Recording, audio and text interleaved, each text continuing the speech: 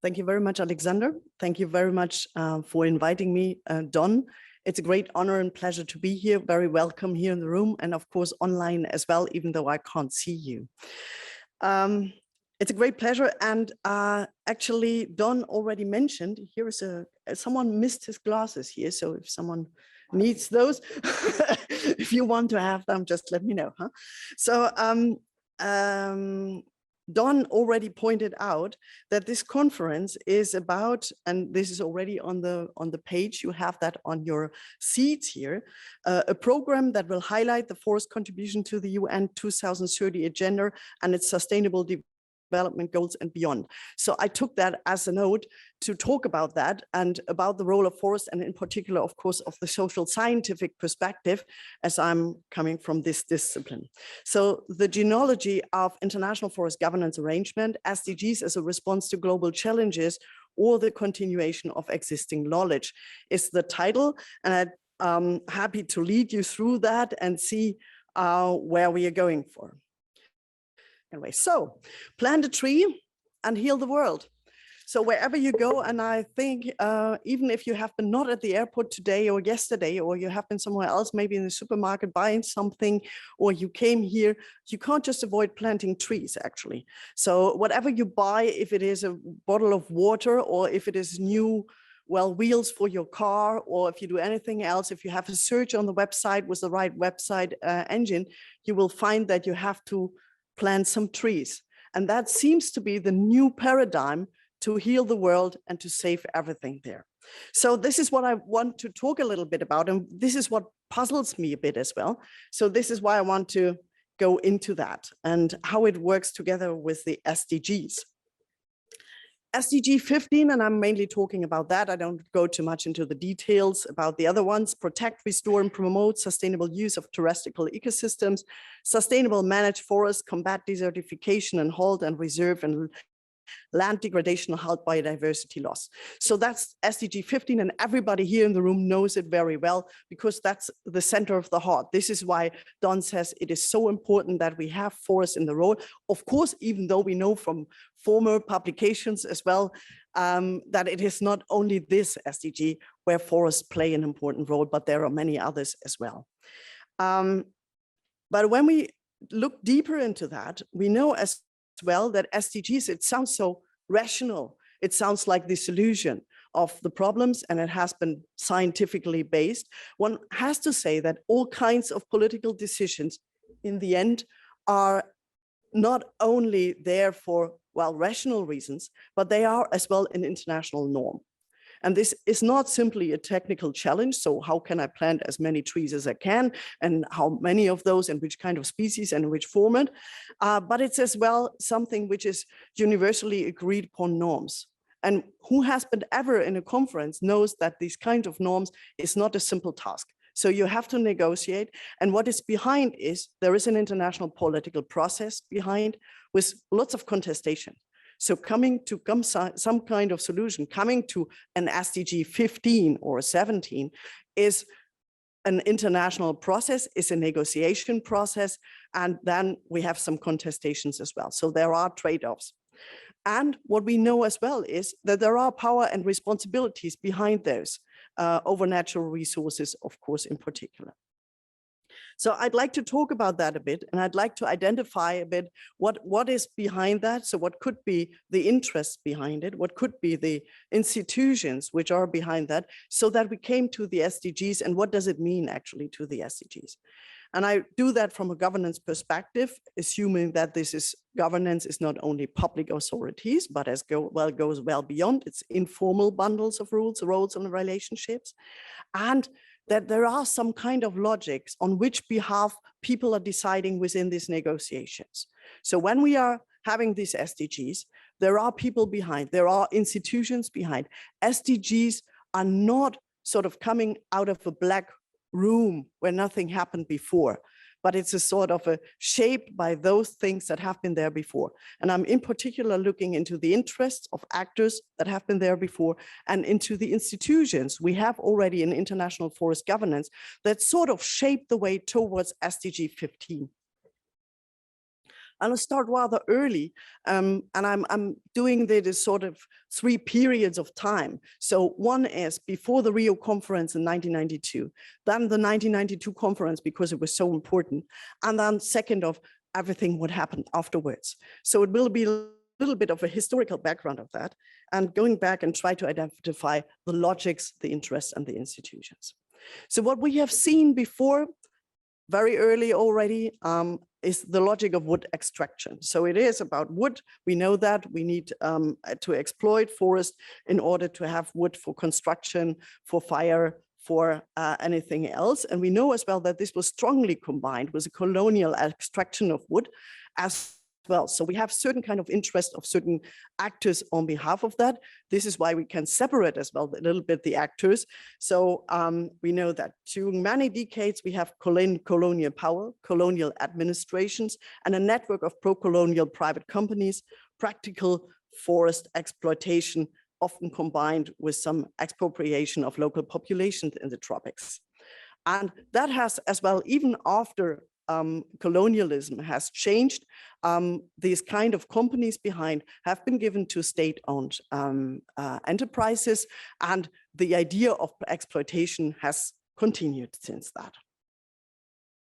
And actually, I have to say there is one publication, this is a newer one, which says Deutscher Wald in Africa, the German forest in Africa. So we are still considering and trying to take note of that and trying to refine what kind of colonial roots there are still in our behavior today.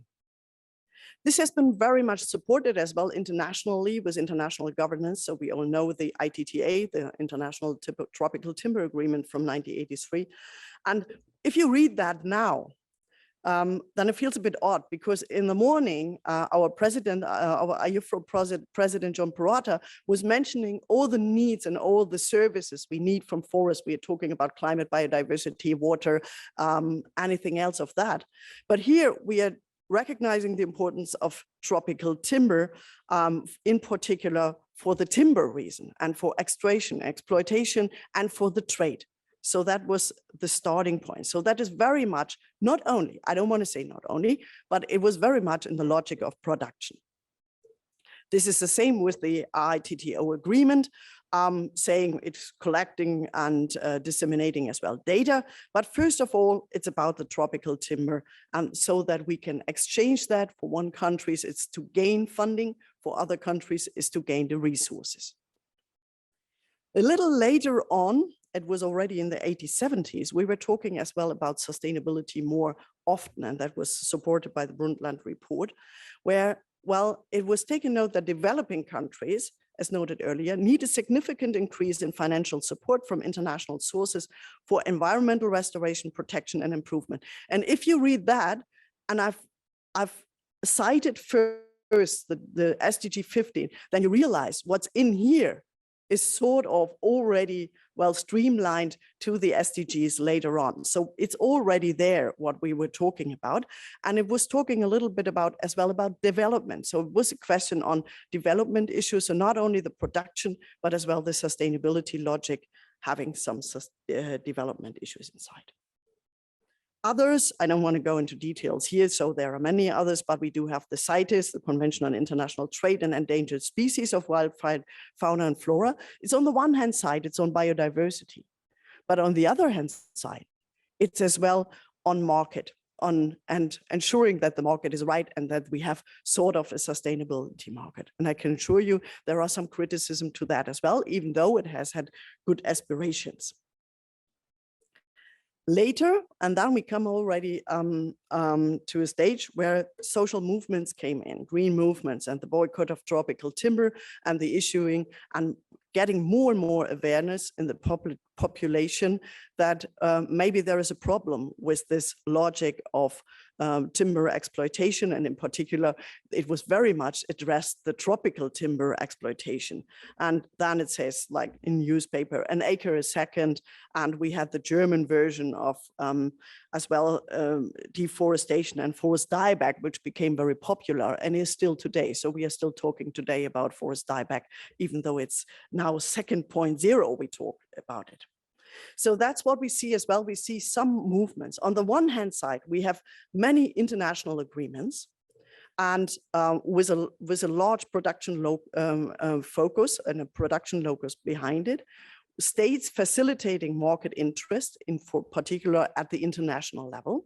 But we see as well coming in slowly sustainability logics, which is more towards environmental issue, but as well towards development issue.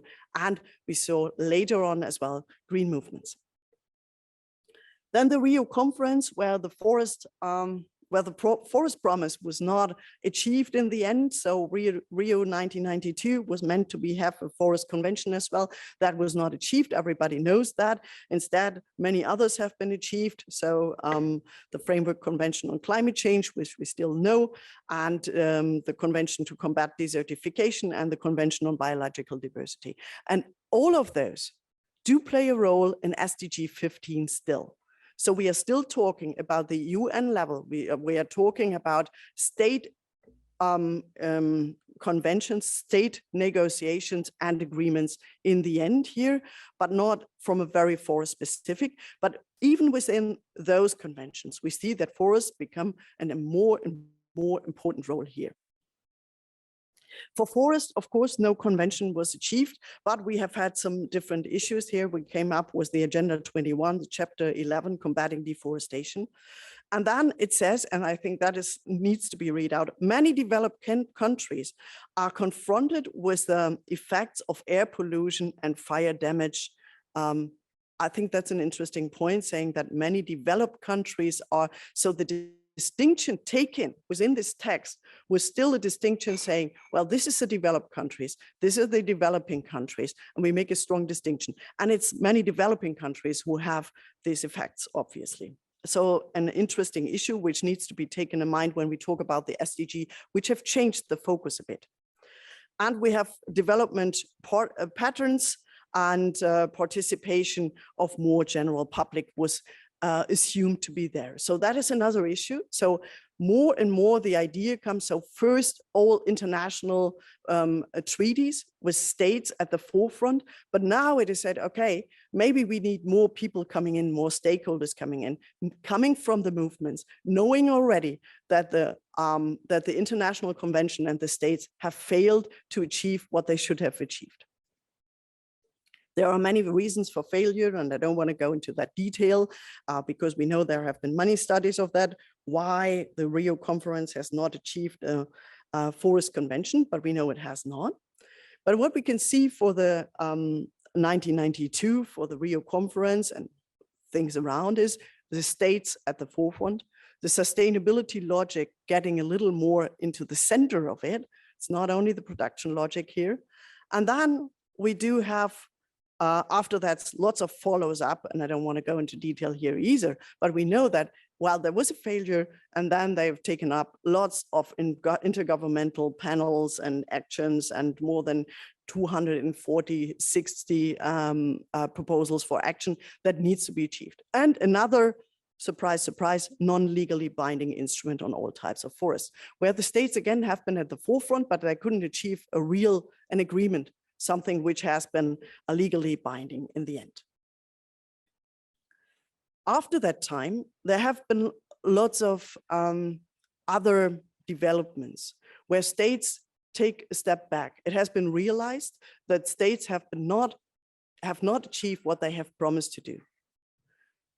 It started with sort of forest certifications, and it came up with voluntary partnership agreements, with FLAG program from Europe, but in many other countries as well. So where other partners came in, so where it's more bilateral, transnational issues instead of all these international issues, where private partners came in. So we have the whole movement of forest certification starting already before Rio, but then being boosted that there was a failure and then coming up as a solution, sort of complementary to the state-governed issues. At the same time, and there we see that as well, that we have not only state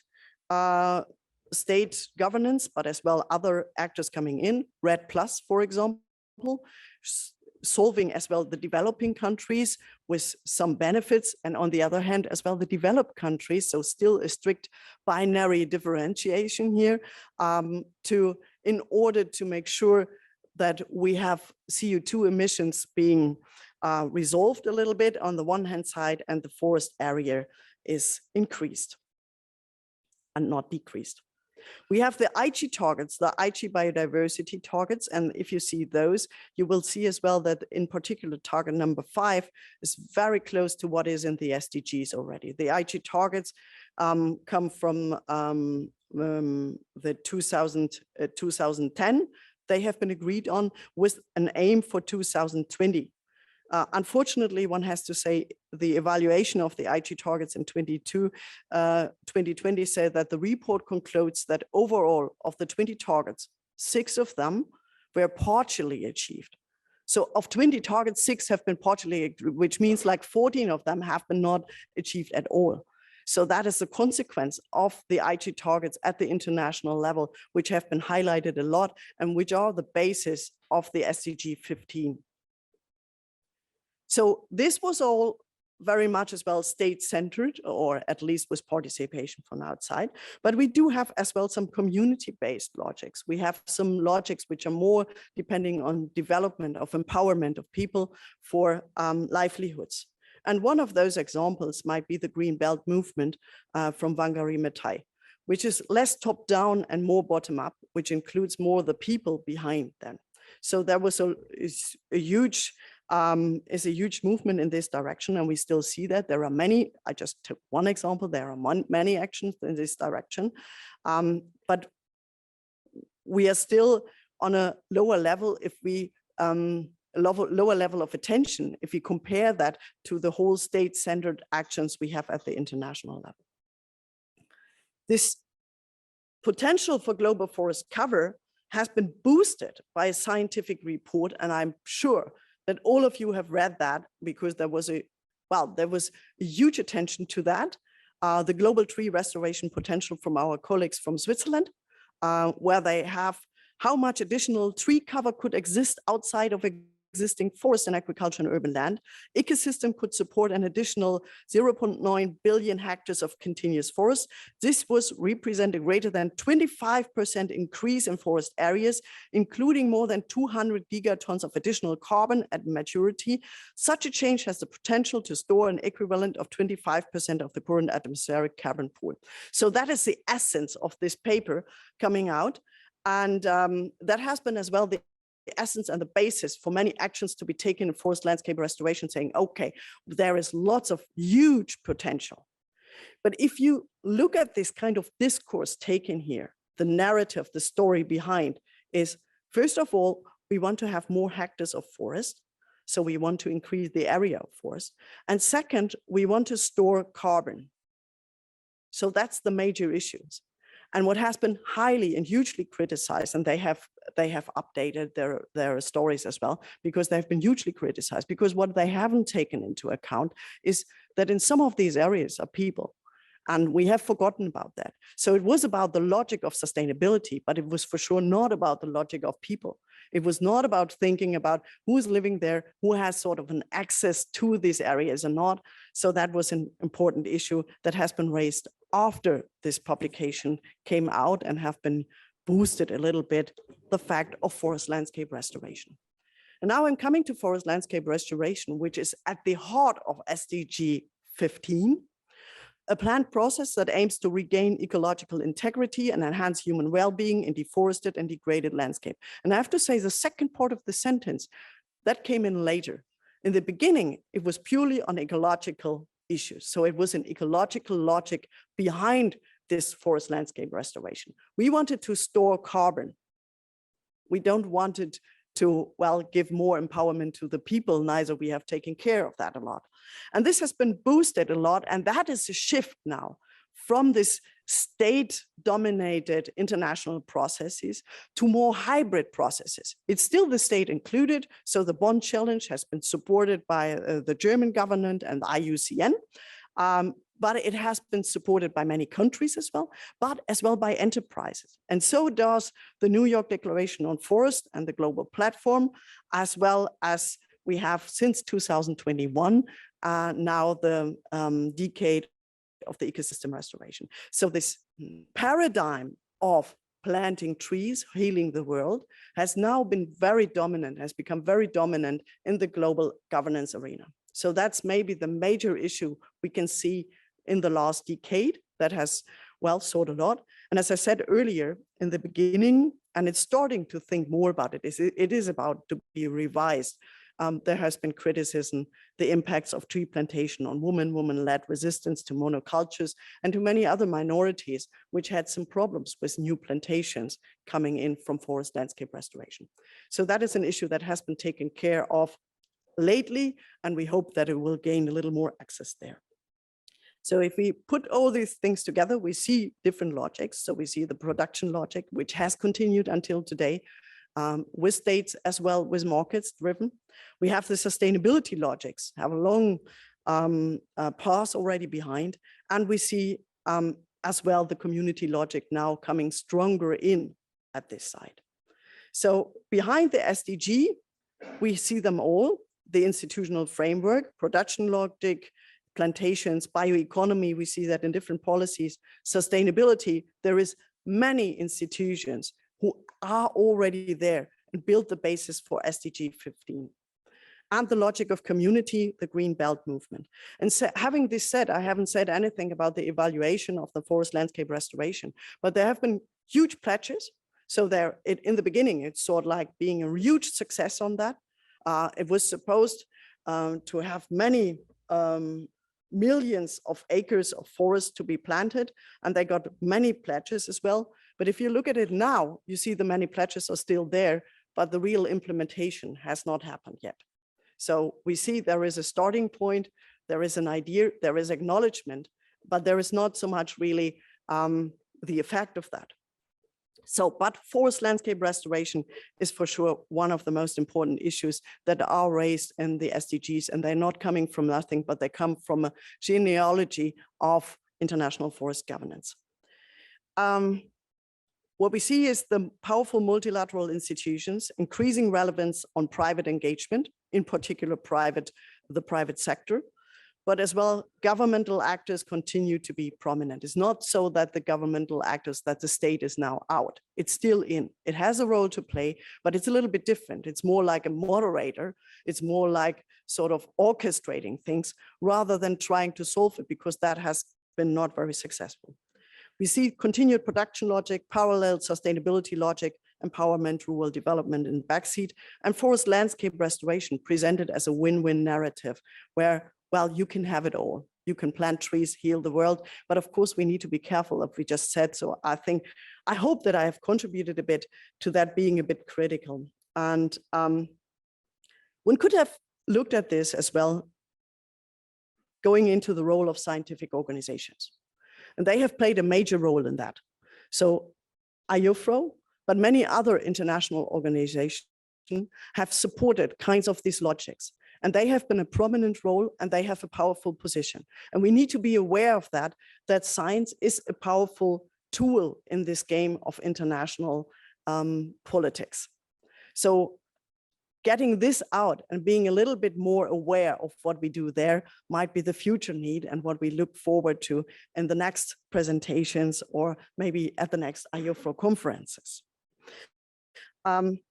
The last word I would like to say before I wanted to thank is that I think what we can see is not so much about awareness when we talk about international forest governance. And I'm sorry to say that in this room as well, it's not so much about missing knowledge. There is a lot of knowledge, and you will see that Florian will show that to us in a minute of time. But it's much more about the implementation of those rules we have already, of those institutions that are already in the room. And it's much more about taking action. So with that, I wanted to thank you for your attention and thank all my co-authors for a paper which built the basis of this presentation. So thanks to them. Maybe the one or other is here. And thank you for letting me present. Thanks a lot.